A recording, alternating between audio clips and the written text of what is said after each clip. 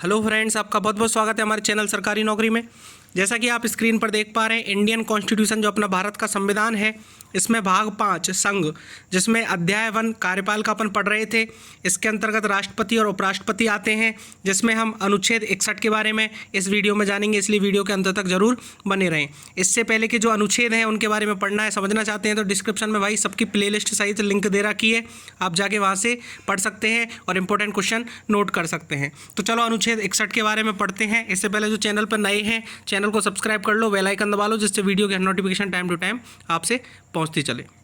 चलो 61 के बारे में देखते हैं कि राष्ट्रपति पर महाभियोग चलाने की प्रक्रिया क्या है। देखो, अनुच्छेद 61 में राष्ट्रपति पर महाभियोग चलाने की प्रक्रिया है।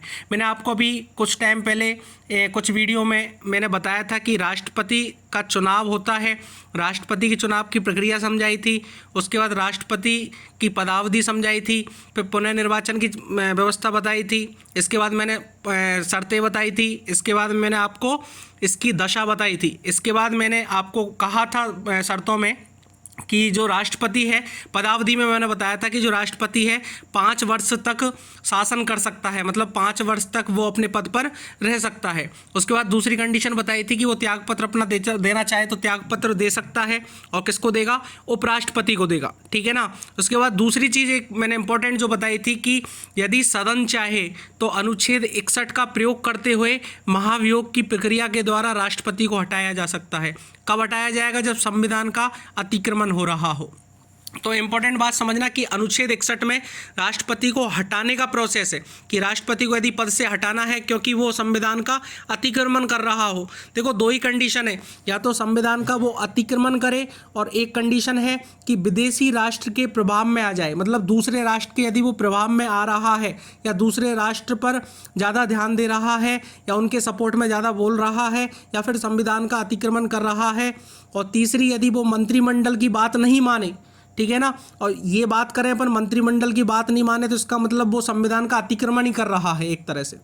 तो मेनली दो ही कंडीशन है, एक तो संविधान का अतिक्रमण करना और एक विदेशी राष्ट्र के प्रभाव में आ जाना। इन कंडीशनों में यदि संसद चाहे तो राष्ट्रपति पर महाभियोग की प्रक्रिया चला सकती है। देखो, साफ लिखा गया है इसमें कि जब संविधान के अतिक्रमण के लिए राष्ट्रपति पर महाभियोग चलाना हो तब संसद का कोई भी सदन आरोप लगा सकता है, ठीक है ना। जब कोई भी सदन आरोप लगा सकता है, ऐसा कोई आरोप तब तक नहीं लगाया जाएगा जब तक कि ऐसा आरोप लगाने की प्रस्तावना किसी ऐसे संकल्प में अंतर्विष्ट नहीं है जो कम से कम 14 दिन की ऐसी लिखित सूचना के दिए जाने के पश्चात प्रस्तावित किया गया है, जिस पर उस सदन की कुल सदस्य संख्या के कम से कम 1/4 सदस्यों ने हस्ताक्षर करके उस संकल्प को प्रस्तावित करने का अपना आशय प्रकट किया है। देखो, मैं एक एक चीज़ क्लियर समझाता हूँ, थ्योरेटिकल पे आप मत जाओ कि कौन महाभियोग चला सकता है। तो अपने पास जो आपको पता है कि राष्ट्रपति का जो चुनाव है वो 3 लोग करते हैं। एक तो जो संसद में 2 भाग हैं, लोकसभा और राज्यसभा। तो लोकसभा में जितने भी निर्वाचित सदस्य हैं वो भी, और राज्यसभा में जितने निर्वाचित सदस्य हैं वो, और विधानसभा में जितने निर्वाचित सदस्य हैं ये तीनों मिलके राष्ट्रपति की निर्वाचन की प्रक्रिया को कंप्लीट करते हैं और राष्ट्रपति का निर्वाचन करते हैं, ठीक है। और मैंने ये इंपॉर्टेंट बात राष्ट्रपति के निर्वाचन में बताई थी कि जो लोकसभा के सदस्य हैं और राज्यसभा के सदस्य हैं, इनमें जो राष्ट्रपति द्वारा मनोनीत सदस्य होते हैं, ठीक है, जैसे आपको पता होगा राज्यसभा में कितने होते हैं और लोकसभा में कितने होते हैं, 2 और 12, ठीक है ना, 14 सदस्य होते हैं टोटल मनोनीत। तो ये राष्ट्रपति के चुनाव में भाग नहीं लेते, क्योंकि तो राष्ट्रपति को ही चुनाव देंगे, क्योंकि उसी ने तो इनको लगाया है। तो इसलिए चुनाव की प्रक्रिया में ये 14 सदस्य भाग नहीं लेते, लेकिन महाभियोग की प्रक्रिया में ये 14 सदस्य भाग लेते हैं। हटा सकते हैं, लेकिन चुनाव का निर्वाचन में उनका कोई योगदान नहीं होता है, ठीक है ना। वो सदस्य के लिए चुनाव नहीं कर सकते, ठीक है ना, मतलब राष्ट्रपति को चुनाव नहीं कर सकते हैं, दे नहीं सकते, ठीक है। तो अब अपन बात करें तो कैसे इस तरह से महाभियोग की प्रक्रिया लाई जाती है। तो यदि आपको लग रहा है, आपको मतलब जो संसद को लग रहा है, या चाहे लोकसभा में लगे चाहे राज्यसभा में, किसी भी सदन में लगे, कोई भी ला सकता है, लोकसभा भी ला सकती है प्रस्ताव और राज्यसभा भी ला सकती है। तो यदि राज्यसभा या लोकसभा में किसी सदन को लग रहा है कि यदि राष्ट्रपति विदेशी राष्ट्र के प्रभाव में आ रहा है या संविधान का अतिक्रमण कर रहा है, तो चाहे राज्यसभा हो चाहे लोकसभा, उनमें 1/4 भाग जो 25% सदस्य, ध्यान रखना, कोई भी सदन हो कोई भी प्रस्ताव ला सकता है, चाहे राज्यसभा लाए चाहे लोकसभा लाए, लेकिन उनके 25% सदस्यों के द्वारा 1/4 भाग के द्वारा लिखित रूप से पहले प्रस्ताव जारी किया जाएगा कि राष्ट्रपति ये गलती कर रहा है और इसलिए प्रस्ताव जारी किया जाता है। सबसे पहला पॉइंट ध्यान रखना क्या होगा, स्टार्ट करने के लिए सबसे पहले या तो राज्यसभा हो चाहे लोकसभा हो, कहीं भी एक प्रस्ताव आएगा और प्रस्ताव कितने लोग भाग ले सकते हैं, मिनिमम 25%, ज़्यादा लेते तो कोई दिक्कत नहीं है। 1/4 भाग के द्वारा लिखित रूप से ये प्रस्ताव दिया जाएगा। पहले प्रस्ताव दिया जा रहा, पारित नहीं किया जा रहा, पहले प्रस्ताव दिया जाएगा। नहीं तो ऐसे कोई भी राष्ट्रपति पे 1-2 सदस्य या 3 सदस्य ऐसे थोड़ी लगा सकते हैं राष्ट्रपति पर आरोप।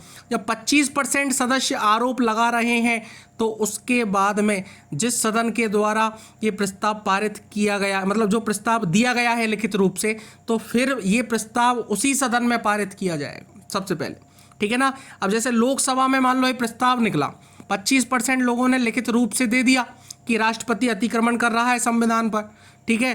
तो राष्ट्रपति जब संविधान का अतिक्रमण कर रहा है, 25% लोगों ने लिख के दे दिया, प्रस्ताव दे दिया, तो उसके बाद में लोकसभा में ही क्या होगा, प्रस्ताव पारित किया जाएगा। और कैसे होगा, वही वोटिंग होगी और लोकसभा के 2/3, चाहे यही कहानी राज्यसभा के साथ है, लोकसभा हो चाहे राज्यसभा, जिसने प्रस्ताव दिया है उसी सदन के 2/3 भाग के लोग, 2/3 सदस्य यदि ये कन्फर्म कर देते हैं कि राष्ट्रपति अतिक्रमण कर रहा है, मतलब 2/3 सदस्यों के द्वारा ये प्रस्ताव पारित हो जाता है, तो उसके बाद में ये प्रस्ताव दूसरे सदन में जाएगा। यदि लोकसभा से पहले प्रस्ताव पारित हो रहा है तो फिर राज्यसभा जाएगा, राज्यसभा से पहले प्रस्ताव पारित हो रहा है तो फिर वो लोकसभा जाएगा। अब मान के चलते हैं लोकसभा से पहले प्रस्ताव पारित हुआ, ठीक है, तो फिर राज्यसभा में प्रस्ताव जाएगा और 14 दिन को राष्ट्रपति को सूचना देनी पड़ेगी। इस बीच लोकसभा से पारित हो गया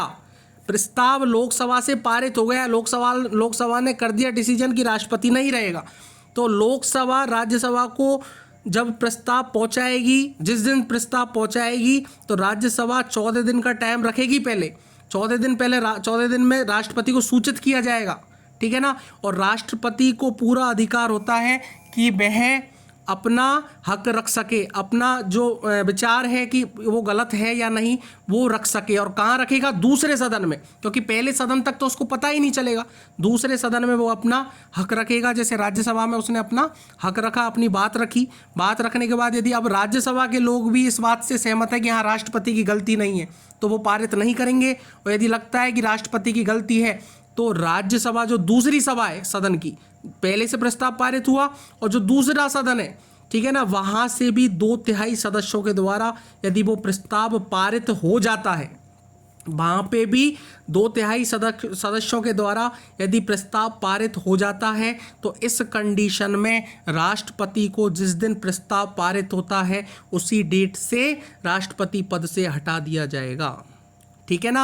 अब जैसे इंपॉर्टेंट क्वेश्चन ये बनता है कि राष्ट्रपति को कितने दिन पहले सूचना देनी पड़ेगी, तो 14 दिन पहले सूचना देनी पड़ेगी। 14 दिन में चाहे राष्ट्रपति खुद अपना बात रखे या अपना वकील किसी को करे उसको बात रखवाए, तो किसी तरह से कर सकता है। अब राष्ट्रपति को एक सदन में अपनी बात रखने का हक है या 2 सदनों में, तो केवल एक सदन में, क्योंकि एक से तो पहले पारित हो जाएगा।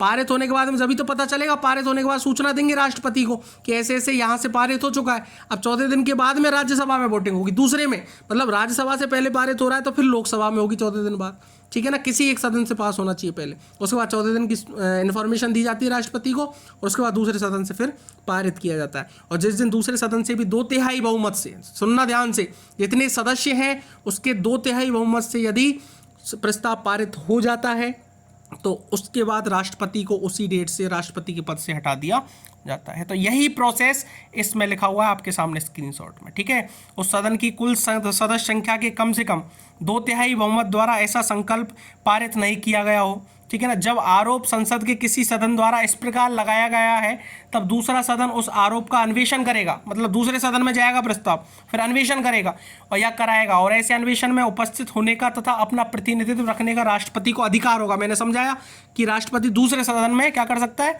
अपना बात रखने का वो अधिकार है उसको, ठीक है ना, रख सकता है। यदि अन्वेषण के परिणाम स्वरूप यह घोषित करने वाला संकल्प कि राष्ट्रपति के विरुद्ध लगाया गया आरोप सिद्ध हो चुका है, तो आरोप का अन्वेषण करने या कराने वाले सदन की कुल सदस्य संख्या के कम से कम 2/3 बहुमत द्वारा पारित कर दिया जाता है। तो ऐसे संकल्प का प्रभाव उसके इस प्रकार पारित किए जाने की तारीख से राष्ट्रपति को उसके पद से हटाना होगा। ये बोला हुआ राष्ट्रपति का महाभियोग। आई बात समझ में? जिसने वीडियो लास्ट तक देखी है, अच्छे से समझ में आई है, तो वो लाइक भी करे और कमेंट भी करे। और जिसको कोई डाउट हो या फिर कोई सजेशन देना चाहता हो तो वो भी कमेंट कर सकता है। कमेंट में आपको सॉल्यूशन प्रोवाइड करा दिया जाएगा या फिर नेक्स्ट वीडियो में आपको आपका समाधान मिल जाएगा। Thank you very much.